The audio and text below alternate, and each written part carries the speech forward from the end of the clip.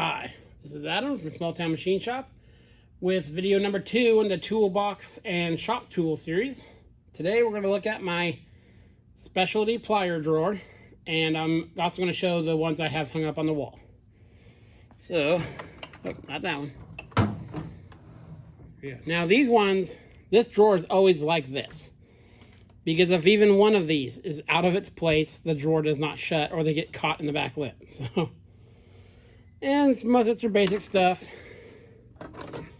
And, you know, big tin snips.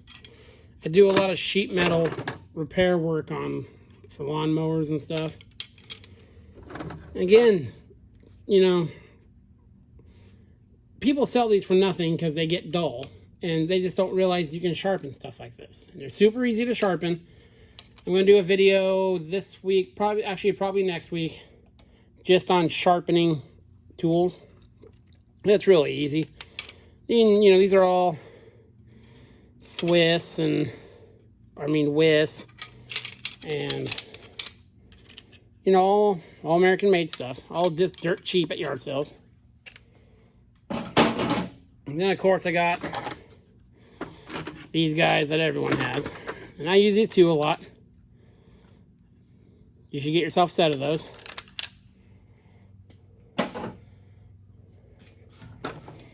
Use this guy for cutting tubing, mostly fuel line, stuff like that.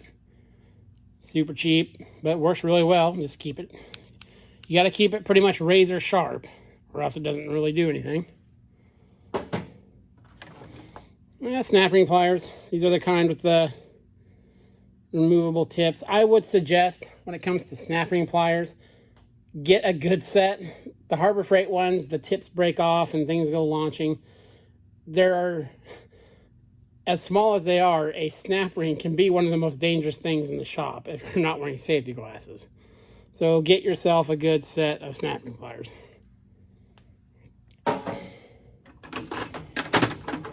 And I got some nippers in there. I got these guys.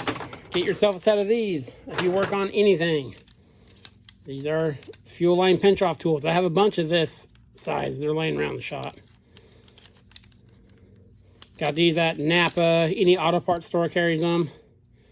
They lock shut. Come in all kinds of different sizes.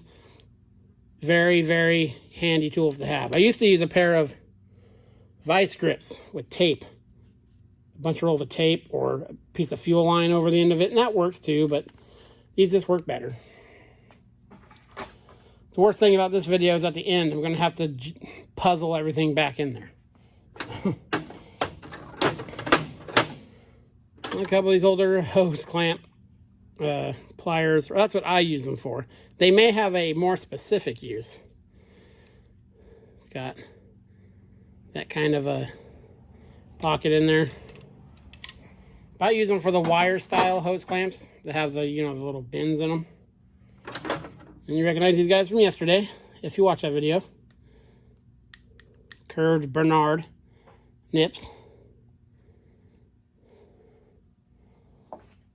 Okay, what else? Then, typical, another metal cutter. This weird thing. You can set that down. It's a slip and lock nut wrench. So you loosen this guy. You can pinch this down on something. And when it's on there, you tighten this and it kind of sets it. So it's kind of like a lockable crescent wrench. It's actually come in handy for oddball stuff sometimes. I've used a bigger pair of pliers on the outside to pinch it shut, and I've locked a spring in place with it before. I know that's not what it was designed for, but it worked okay for that. A rubber cloth strap wrench. I use that mostly for oil filters and stuff. I got a bigger rubber one I'll show you when I do my plumbing stuff. Not sure if anyone can tell me the specific use for this plier. It's made by, just says made in the USA. Same on that jaw. No other name on it. It's got a very distinct jaw profile. If you know what that's for, let me know. I've never used it. It just lives in the box. Then your vice grips. Get yourself some vice grips. The import ones, for the most part, are just as good as the original ones to a degree. The teeth, the problem with the cheap ones is that's just dirty. These will flatten out like the first or second time it turns. But and this guy, one of those old Craftsman, automatically conforms. Not a bad tool, but kind of a gimmicky thing. Now, I'm going to take you off here real quick. It's going to get shaky for a second. A little added bonus to this video. Here's the pliers I keep on the wall. If I had a bigger toolbox, these would be in a toolbox. These are standard pliers. Got a couple snap-on ones. This normal slip joint pliers.